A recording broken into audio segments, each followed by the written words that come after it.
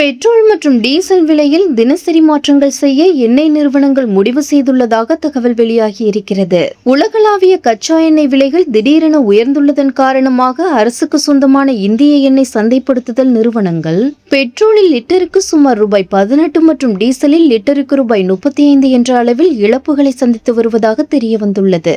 பெட்ரோலில் லிட்டருக்கு சுமார் ரூபாய் 18 மற்றும் டீசலில் லிட்டருக்கு ரூபாய் 35 என்ற அளவில் இழப்புகளை சந்தித்து வருவதாக தெரியவந்துள்ளது. இந்த இழப்புகளை ஈடுகட்ட அவ்வப்போது பெட்ரோல் மற்றும் டீசல் உள்ளிட்ட எரிபொருள் விலையை உயர்த்துவதை விட தினசரி விலையில் மாற்றங்களை செய்ய இந்திய எண்ணெய் நிறுவனங்கள் திட்டமிட்டுள்ளது. கடந்த 4 ஆண்டுகளாக சர்வதேச சந்தையில் கச்சா எண்ணெய் விலை அதிரடியாக உயர்ந்த போதும் இந்தியாவில் பெட்ரோல் டீசல் விலை உயர்த்தப்படாமல் நிலையாக வைக்கப்பட்டிருந்தது குறிப்பிடத்தக்கது. மத்திய அரசின் வரி குறைப்பு மற்றும் பொதுத்துறை எண்ணெய் நிறுவனங்கள் தங்களுக்கு ஏற்பட்ட நஷ்டத்தை தாங்களாகவே ஏற்றுக்கொண்டதுதான் இதற்கு முக்கிய காரணம்.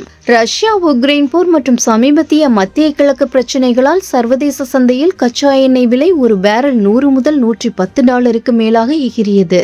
ஆனால் இந்திய பொதுத்துறை எண்ணெய் நிறுவனங்கள் எரிபொருள் விலையை உயர்த்தாமல் நஷ்டத்தை ஏற்றுக்கொண்டன. இதனால் எண்ணெய் நிறுவனங்களுக்கு ஒரு கட்டத்தில் தினசரி சுமார் ரூபாய் 1000 கோடி முதல் ரூபாய் 1600 கோடி வரை இழப்பு ஏற்பட்டது. கிட்டத்தட்ட 4 ஆண்டுகளுக்கு பிறகு கடந்த மே 15, 2026 அன்று முதல் பெட்ரோல் டீசல் விலை லிட்டருக்கு ரூபாய் 3 வரை அதிரடியாக உயர்த்தப்பட்டது.